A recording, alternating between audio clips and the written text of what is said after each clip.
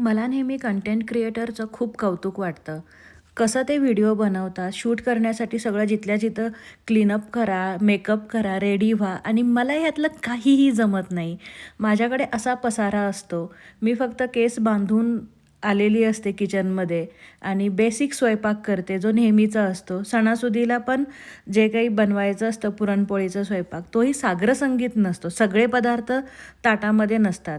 जे आपल्या शरीराला पचतात किंवा जे आपण खाऊ शकतो तेवढेच पदार्थ बनवले जातात. बाकी हा पसारा असतो, जो आम्ही नंतर क्लीन करतो. म्हणजे इवा शाळेला गेली की त्यानंतर आधी मी रिलॅक्स बसते, वॉक करून येते किंवा निवांत बसते आणि मग स्वयंपाक करायचा. ती आली की त्यानंतर दिवसभर तिच्यासोबत खेळायचा, अभ्यास करायचा, काहीतरी ॲक्टिव्हिटीज करायच्या आणि मग संध्याकाळी ज्यावेळेला आमचा डिनर होतो आणि मग आम्ही दोघं मिळून किचन सगळं क्लीन करतो.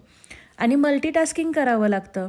जसं क्रिएटर्स काय करतात, एखादी रेसिपी दाखवतात, पण घरात तसं नसतं ना. तुमच्यासारखंच मी पण एक गृहिणी आहे, जे मी घरामध्ये ह्या सगळ्या गोष्टी करते. स्पीड एकदम स्लो असतो. चपाती मला कधीच लाटता लाटता भाजता येत नाही.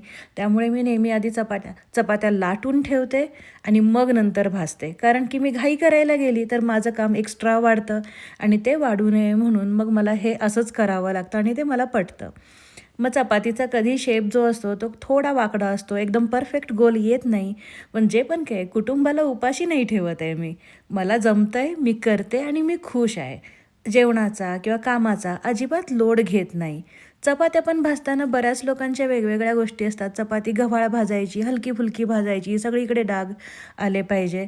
ज्याच्या घरामध्ये जे जमतं किंवा चालतं ते तुम्ही फॉलो करा. निवांत राहा, स्ट्रेस घेऊ नका. थोडक्यात आणि चांगला स्वयंपाक बनवा, हॅपी राहा.